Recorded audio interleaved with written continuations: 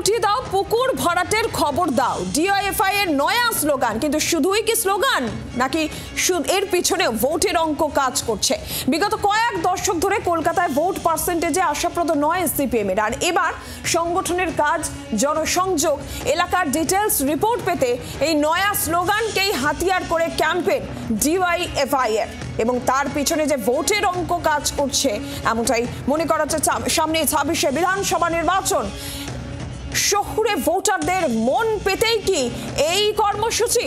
এই প্রশ্ন সামনে আসছে। ডিওয়াইএফআই এর নয়া স্লোগান, কিন্তু শুধুই স্লোগান, শুধুই কি পরিবেশ প্রেম নয়, এর পিছনে রয়েছে ভোটের অঙ্ক।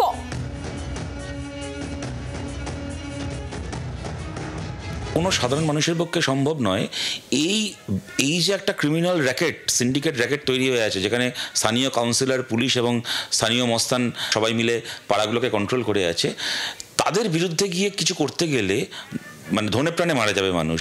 পরিবেশ আন্দোলন যারা করছেন তাদেরকে সঙ্গে নিয়ে, উকিল থেকে শুরু করে সবাইকে, সমাজকর্মীদেরকে সঙ্গে নিয়ে আমরা বলতে চাই যে কলকাতার নাগরিকদেরকেও আপনারা কেউ একা নন। যেখানে এটা দেখছেন আপনার একার পক্ষে আটকানো কঠিন, আপনার একার পক্ষে এগিয়ে আসাও কঠিন, তৃণমূলের আমলে বিপন্ন বোধ করবেন, কিন্তু আমরা সবাই আছি, আমাদেরকে জানান, তারপর আমরা বাকিটা বুঝে নেব।